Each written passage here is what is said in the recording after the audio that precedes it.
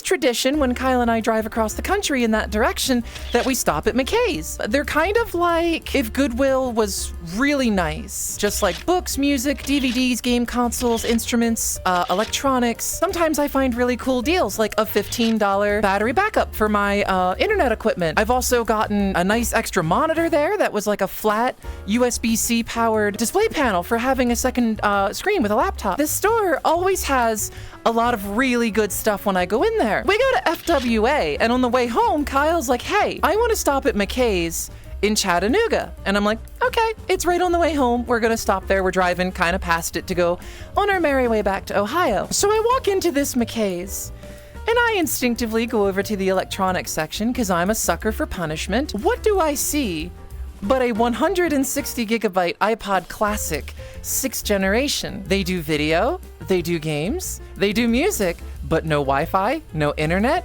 no Bluetooth, no bullshit. And it still has a physical hard drive. So I see this nugget and I'm just like, if DankPods has taught me one thing, it is that good condition used iPods are harder and harder to come by. I see this iPod sitting there and I'm like, if this thing works, if this doesn't have a bad battery or hard drive, it's $149 and it's in fantastic condition. The back's a little scratched, but you can still read the serial and everything. I ask the employee, hey, can I look at this device? Because they let you see it before you buy it, obviously. The moment I slide the hold switch off and tap the center click wheel, it fires to life. It works. It's fully loaded. They hadn't wiped it. It had videos. It had Finding Nemo, a couple episodes of My Strange Addiction, and music, lots and lots of gospel music. Oh my God. This 160 gig iPod only had about 20 gigs of material, but it was family photos, videos, movies, music, and they gave it to this place. As soon as I saw it fire up, I poked through the menus, made sure the hard drive worked, and then I immediately turned it off and just said, I'll take it. We go to check out and we get out to the car. And they had a bin of cables there, used USB cables for $5. I bought a 30 pin. I bought a 30 pin just so I could plug it into my car, and we were listening to it for part of the drive home, and it's all gospel music and Christian rock, like every song, every artist, it was praise Jeebus, all of it. So this thing was a time capsule that the last play date when I plugged it into iTunes and poked through the music and the photos and stuff, 2012. 2012 was the last time somebody used this iPod. And it's somehow wound up in a McKay's. We get home after a 10 and a half, 11-hour drive.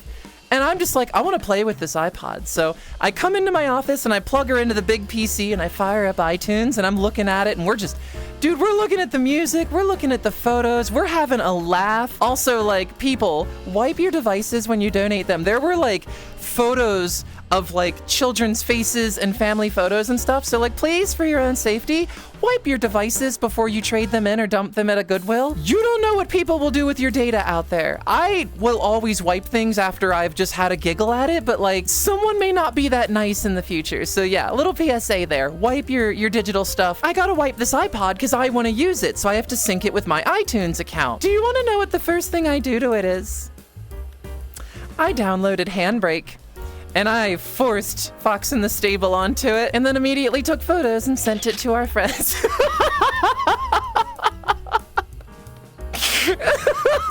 It only seemed fitting given the life that it had before. I was just like, you know what? I can't think of a more fitting way to use this. It's still there. It's still on there. Oh my God. I put a bunch of music on it too, but it's just gonna live there. I'm also gonna put Shrek on it.